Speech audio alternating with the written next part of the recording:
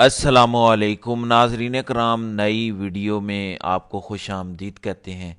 Supreme court ख़ास तौर पर जस्टिस मंसूर अली शाह की अदालत से आज बड़ा सरप्राइज़ आ चुका है। फिर जस्टिस मियां गुल हसन औरंगज़ेब ने भी FIA वालों की तबीयत साफ़ की है, जबकि दूसरी तरफ सिविलियंस का फ़ौजी अदालतों में ट्रायल जस्टिस अमीनुद्दीन की सरबराही में 7 रुकनी बेंच ने आज समाअत की है और बड़े बड़े सवालात मिलिट्री ट्रायल के हवाले से रेज कर दिए हैं। वहाँ से बड़ी खबरें आ रही हैं, लेकिन सबसे पहले जस्टिस मंसूर अली शाह, 2 दिन पहले मैंने आपको बताया था कि आदिल बाज़ाई का केस जस्टिस मंसूर अली शाह की अदालत में लगा है। आज सुबह मैंने आपको अर्ज़ की कि आदिल बाज़ाई का केस जस्टिस मंसूर अली शाह सुन रहे हैं और उनके साथ जस्टिस आयशा मलिक और जस्टिस अकील अब्बासी हैं। अब 2 दिन पहले इब्तदाई रिलीफ ये दिया गया था कि आदिल बाज़ाई का डी-सीट करने का नोटिफिकेशन मुअत्तल किया गया। आज आदिल बाज़ाई को बतौर रुकने कौमी असम्बली बहाल कर दिया गया है और इलेक्शन कमीशन के फैसले को रद्दी की टोकरी में फेंक दिया गया है। जस्टिस मंसूर अली शाह ने कहा कि ये इलेक्शन कमीशन कर क्या रहा है, यानी इनके पास इतनी ताकत कहां से आ गई, ये कब से ट्रायल कोर्ट बन गए, ये कब से लोगों को डी-सीट करने लग गए, ये कब से लोगों को सजाएं देने लग गए। इलेक्शन कमीशन एक ऐसी बॉडी है जिसका काम है इलेक्शन करवाना। अगर अदालत नहीं है, इलेक्शन कमीशन कोई अदालत नहीं है, इलेक्शन कमीशन ऐसा नहीं है कि ये खुद से ट्रायल करता फिरे। एक दिन इसके पास ये केस आए, दूसरे दिन उठाकर ये उसका फैसला कर दे, यानी ये सबसे ऊपर बैठा हुआ है। ये अपने आप को समझते क्या है। फिर आपको पता है कि जस्टिस मंसूर अली शाह का वो फैसला जिस पर अभी तक अमल दरामद नहीं हुआ, जो मखसूस नशिस्तों वाला केस है, तो जस्टिस मंसूर अली शाह ने आज कहा कि इलेक्शन कमीशन ऐसा ट्रायल करने का कब से इख्तियार रखता है, ट्रायल कोर्ट की पावर इलेक्शन कमीशन के पास कहां से आ गई।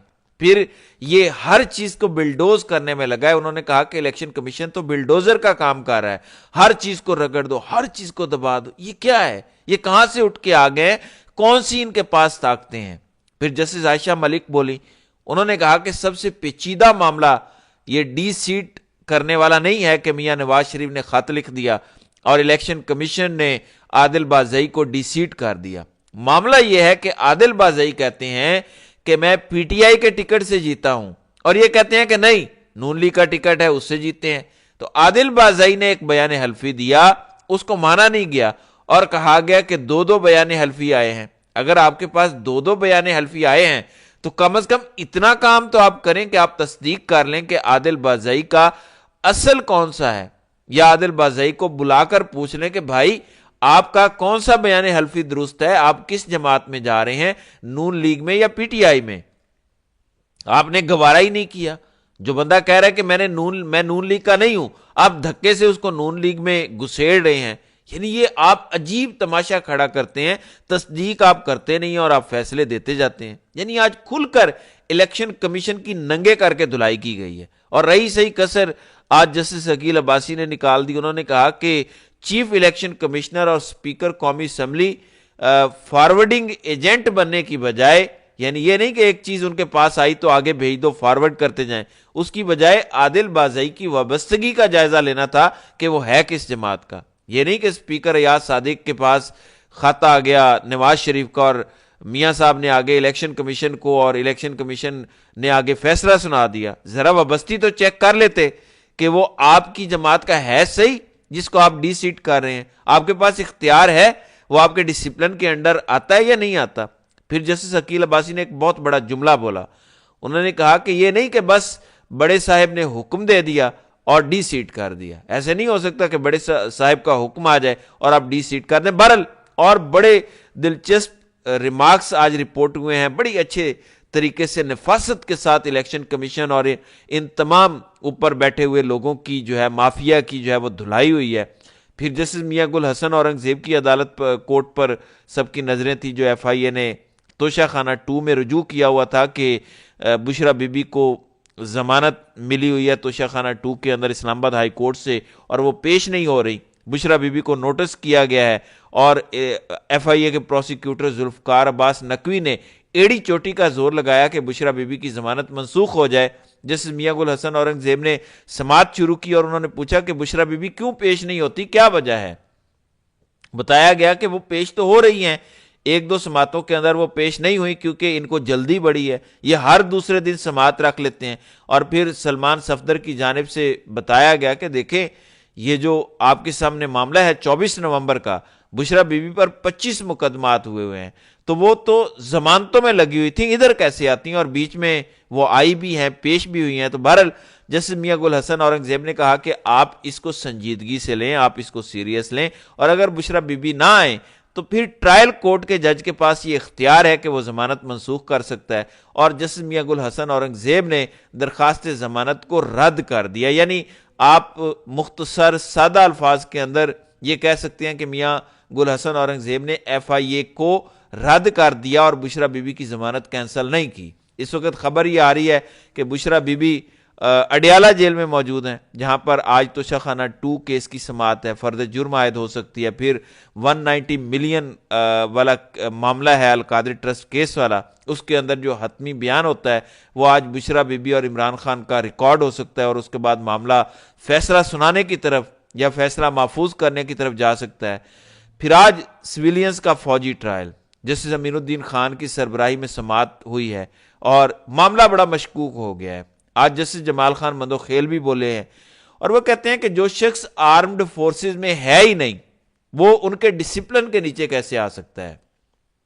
یعنی اگر میں فوجی نہیں ہوں، فوج کے کسی ادارے میں کسی ایجنسی میں نہیں ہوں، تو مجھ پر فوج کا قانون کیسے اپلائی ہو سکتا ہے؟ یہ جسٹس جمال خان مندوخیل نے سوال اٹھایا، اور پھر انہوں نے کہا کہ یہ بظاہر تو معاملہ آرٹیکل 8 والا ہے اور اس کی خلاف ورزی والا ہے، کہ کیسے آپ کر سکتے ہیں سویلینز کا ملٹری ٹرائل۔ اور پھر جسٹس محمد علی مظہر نے بھی اس پر سوالات اٹھائے، جسٹس جمال خان مندوخیل اور جسٹس امین الدین خان نے بھی سوالات اٹھائے۔